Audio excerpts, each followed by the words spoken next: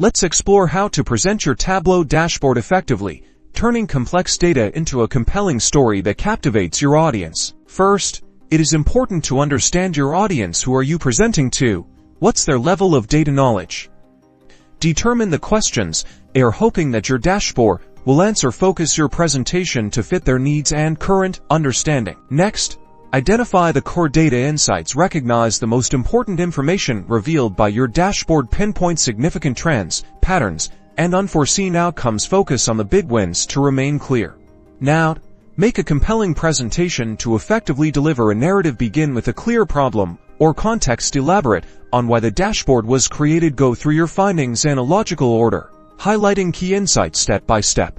Explain your design choices. Discuss the rationale behind your selections, such as chart types, colors, and layouts. Ensure design choices complement your key findings. Connect the dots to that business value. Demonstrate the effect of your insights on your company. Show how the dashboard contributes to smarter decisions, such as boosted sales, operational efficiency, or resource allocation. Show your why. Lastly, practice your presentation to deliver your Tableau dashboard explanation. Practice the narrative, time yourself, and prepare for questions. Remember, your overall goal is to transform data into useful understanding, leaving your audience informed.